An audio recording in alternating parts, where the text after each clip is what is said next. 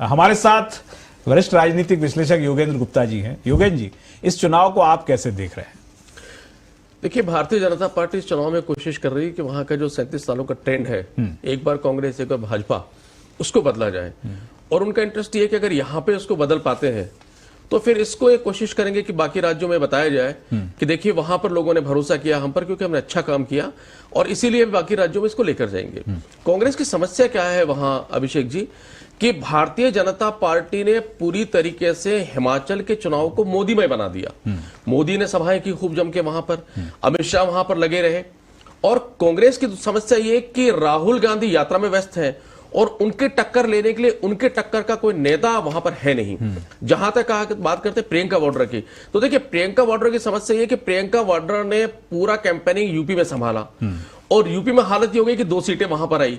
तो प्रियंका वाड्रा का वहां पर एक लिटमस टेस्ट हो रहा है। अगर वहां पर फिर रिजल्ट खराब आते हैं तो राहुल गांधी ने चुनाव जहां प्रचार किया वहां नेगेटिव रिजल्ट आया तो वो बैक हो गए ताकि उन पर कोई लांछन ना लगे कि चुनाव हार गए। अब प्रियंका गांधी का अगर सेकंड टेस्ट भी खत्म हो जाता है, खराब हो जाता है, तो समझिए प्रियंका गांधी में बहुत बड़ा सवाल वहां खड़े होने वाला है। तो इसलिए भारतीय जनता पार्टी वहां कोशिश कर रही है कि हम रिपीट हो जाए, लेकिन जो कांग्रेस है वो 2 चीजों के भरोसे है। पहला उनका भरोसा है कि जो ट्रेंड है उस ट्रेंड के भरोसे हम यहां पर आ पाएंगे, और दूसरा उनका भरोसा ये है कि जो एक स्वजनित जो एक विरोध होता है किसी सत्ता का, क्योंकि बेरोजगारी निस्संदेह बेरोजगारी वहां पर है, बेरोजगारी बहुत बड़ी मुद्दा है और बेरोजगारी के बहुत कुछ किया नहीं गया वहां जी हैं। योगेंद्र जी, मुद्दे देखिए, मुद्दे अनगिनत मुद्दे हैं, आम आदमी कराह रहा है, और अभी से नहीं, आजादी के 75 साल हो गए उसके हिस्से कराहना ही आया। लेकिन जब हम इन चीजों को देखते हैं, चुनाव हो रहा है, सीधी सी बात है कि कुछ नजर आता नहीं। आपको क्या लगता है इस बार भी ऐसा ही कुछ होने जा रहा है? देखिए, अगर आप मुद्दे की बात हुई, भ्रष्टाचार की बात यहाँ पे चूंकि इसके पहले चल रही थी, तो सुरेश जी जो भाजपा से है, मैं उनको याद दिला दूं कि अभी चंद दिनों पहले एक ठेकेदार ने सिर्फ इसलिए सुसाइड कर लिया क्योंकि उसको 2 करोड़ का भुगतान इसलिए नहीं हुआ कि उससे कमीशन नहीं मिल रहा था, और उसकी चेयरमैन भारतीय जनता पार्टी की थी।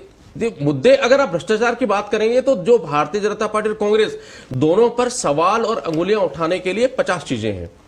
बात यह है, राजस्थान के मुख्यमंत्री तो भरी सभा में ये कहते हैं कि हाँ भ्रष्टाचार है, तबादलों में पैसा लिया जाता है, हमने सुना है, हो सकता है हमारे विभाग में भी भ्रष्टाचारी। बिल्कुल, उन्होंने बिड़ला में एक जो शिक्षक सम्मेलन था वहां पूछा, तो फिर ये नैतिक साहस कहां से आता है दूसरे राज्य की चुनाव सभा में जाके कहने का कि हम भ्रष्टाचार खत्म करते हैं? हाँ, वही अभिषेक जी अपन कहना चाहते हैं कि हिमाचल का जहां तक सवाल है, तो जब भ्रष्टाचार की बात करते हैं 1 उंगली उठाते हैं तो 4 उंगली कांग्रेस खुद में उठाती है।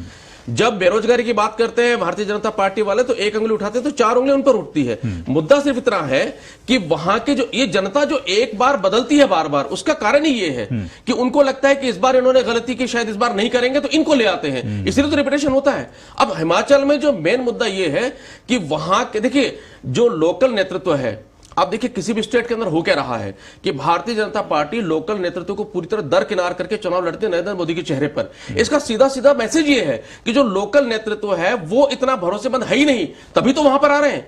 अदरवाइज राजस्थान में क्यों कहा जाता है कि हम चुनाव लड़ेंगे मोदी के चेहरे पर, हिमाचल में क्यों कहा जाता है चुनाव लड़ रहा मोदी के चेहरे पर, गुजरात में क्यों कहा जा रहा है कि आप 1 वोट मुझे देंगे वो वोट मेरे तक पहुंचेगा? कारण ये है कि कांग्रेस की जो सबसे बड़ी समस्या है कि जो मोदी मैजिक या मोदी का जो नेतृत्व अमित शाह वो तो सच्चाई है। देखिए योगेंद्र जी, वो तो सच्चाई है कि आप मोदी मैजिक कह लीजिए, मोदी करिश्मा कह लीजिए, बड़ा नेता कह लीजिए, वो तो सच्चाई है, और उससे लड़ने के लिए आपको उन जैसा होना पड़ेगा ना, उस तरीके की राजनीति करनी पड़ेगी, उतना भरोसा जनता के अंदर आप जगाइए। तो अब इनको दो कानून में लिखा है क्या कि नहीं सिर्फ मोदी साहब ही भरोसा जगाएंगे, बाकी सब नहीं जगाएंगे? वही हम कहना चाहते हैं कि 2 चीजें करनी पड़ेगी। एक, मुद्दों को सही तरीके से उठाना, और दूसरा उन मुद्दों को सही तरीके उठाने के बाद में उस नेतृत्व को सामने रखना जो उन मुद्दों को उठाते हैं। योगेंद्र जी, ये जो कहा जाता है और फिर वो किया नहीं जाता, जैसे ये बात तो कांग्रेस की हो गई कि उन्होंने पोस्टर लगाए थे, नारे दिए थे, मुफ्त की रेवड़ियां जो है वो भारतीय जनता पार्टी ने सवाल उठाया था, लेकिन जब हम संकल्प पत्र देखते हैं हिमाचल का तो उसमें हमें मुफ्त की रेवड़ियां पर्याप्त मात्रा में नजर आती हैं। देखिए, एक बहुत साफ गोई से दोनों ही जो प्रतिनिधि हैं कांग्रेस भाजपा के, उन्होंने स्वीकार कर लिया कि हमारे जितने भी कर्म हैं और हम जो कार्य करते हैं, चाहे कैंडिडेट का चुनाव हो, चाहे घोषणा पत्र हो या बाकी चीजें हो, वो हम चुनाव जीतने के दृष्टिकोण से करते हैं। क्योंकि अगर महिलाओं की बात जो अभी इन्होंने कही, मैं 1 मिनट में खत्म करता हूं, अगर महिलाओं की बात कही और आप कहते हैं कि सर्वे करवाते और हमें मिले नहीं, तो क्या कांग्रेस के प्रवक्ता ये कहना चाहते हैं कि महिलाओं में टिकट हम सिर्फ उसी महिला को देंगे या उस कैंडिडेट को देंगे जीतेगा? तो भाई वो जीतेगा, अपने दम पर जीतेगा, तो कांग्रेस का कोई रोल नहीं है क्या उसके अंदर? कांग्रेस की विचारधारा का कोई रोल नहीं है, कांग्रेस के नेतृत्व का कोई नहीं है। जो व्यक्ति कह देगा कि मैं खुद के दम पे जीतूंगा, आपको लगेगा आप उसे टिकट देंगे, तो उन्होंने खुद ने अपनी बात को डिनाई कर लिया। अब जहां तक आप रेवड़ियों की बात करते हैं, देखिए जब चुनाव जीतने की बात आती है तो हाथी के दांत दिखाने के कुछ और, खाने के कुछ और, दिखाने के कुछ और हैं।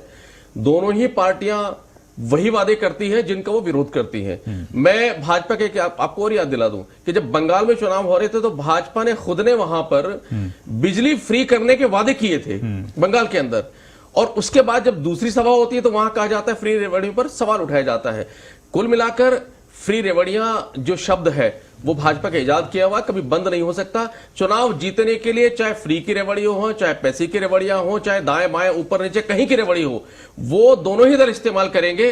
और किसी भी रेवड़ी से टारगेट सिर्फ ये रहेगा, रेवड़ी कैसी बांटी जाए, किसको बांटी जाए, कहां बांटी जाए, किस तरह बांटी जाए, बस उस रेवड़ी से हमें वोट मिले और हम चुनाव में विजय प्राप्त कर लें। अब हमारे पास एक राजनीतिक विश्लेषक भी है ना, एक न्यूट्रल एम्पायर, योगेंद्र गुप्ता जी, क्या लगता है आपको? देखिए अभिषेक जी, रिजल्ट जो भी हो पर इसकी गूंज दूर तलक जाएगी, इसलिए क्योंकि अगर कांग्रेस को आशातीत परिणाम मिल गए और सरकार बन गई तो एक नई संजीवनी का संचार होगा और प्रियंका गांधी एक तरह से वापस एस्टेब्लिश होंगी। लेकिन अगर हार गई तो कांग्रेस को सबसे बड़ा नुकसान होगा, क्योंकि फिर हार का ठप्पा लगेगा और इनके नेता के ऊपर भी लगेगा। और दूसरी बात, अगर अगले चुनाव में इनको राजस्थान में और बाकी स्टेट में अगर नुकसान होता है तो इनके पास कुछ बचेगा नहीं। भाजपा का जहां तक सवाल है तो भाजपा कंफर्ट जोन में वहां पर है।